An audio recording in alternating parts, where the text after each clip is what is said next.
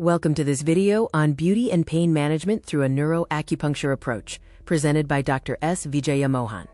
This approach explores the relationship between beauty and pain management, focusing on clinical applications. Our core thesis suggests an inverse relationship between pain and beauty. As physical pain is mitigated, the beauty of the skin improves. The mission of this neuroacupuncture approach is to rejuvenate cells through targeted neural pathways, following a systematic treatment trinity of action, result, and proof. In this case study on diabetic neuropathy, neuroacupuncture was used to address numbness and intense pain, resulting in immediate improvements in sensation. To understand these results, we must examine the HPA axis, the body's primary system for stress response and hormone regulation. The HPA axis coordinates signals between the hypothalamus, pituitary gland, and adrenal glands, playing a critical role in maintaining systemic homeostasis. In a second case study, neuroacupuncture was used to assist a patient with depression by directly regulating the HPA axis to restore hormonal balance.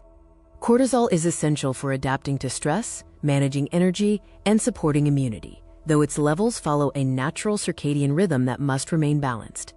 Dysfunction in the HPA axis can lead to hyperactivation, causing issues like anxiety and insomnia, or hypoactivation, leading to chronic fatigue.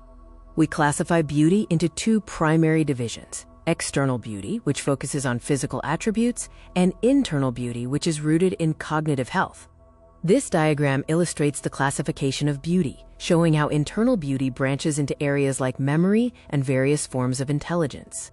The hippocampus, situated in the temporal lobe, acts as a critical anatomical site for memory storage and is central to discussions on neurohealth. REM sleep is essential for learning and cognitive function, as neural signals are processed through pathways involving the thalamus and cerebral cortex. This chart highlights the complexity of pain, spanning both physical nociceptive and inflammatory conditions, as well as mental pain and associated mood disorders. Moving on to the classification of pain, we see the nervous system's pathways. It identifies nociceptive pain from tissue damage and neuropathic pain from nerve irritation. The mechanism of neuroacupuncture action is not a placebo. Dr. Peter Nathan confirmed measurable physical effects, including analgesia, sedation, and homeostatic regulation. Optimal results in the clinic require specific environmental conditions, such as a dark, neat, and quiet space to facilitate neuropeptide production. Motor gate theory and principles from thermodynamics and the kinetic theory of gases provide the scientific foundation for these acupuncture techniques.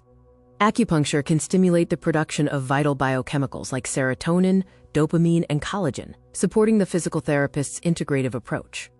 Historically, these practices were formally revived in 1948, allowing us to merge ancient knowledge with modern clinical standards. Fingertip pressure is vital. With 3,000 nerve endings per fingertip, daily application influences all four brain lobes, supporting cognitive and holistic recovery. For motor neuron diseases, we aim to maintain status quo through complementary acupuncture, focusing on improving mitochondrial energy to facilitate repair. Parkinson's management often involves mitigating the side effects of medication, while Scheidegger syndrome requires specialized attention to autonomic failure. Regarding hair health, we can address DHT-related thinning and gray hair reversal by using targeted biochemical protocols and acupuncture.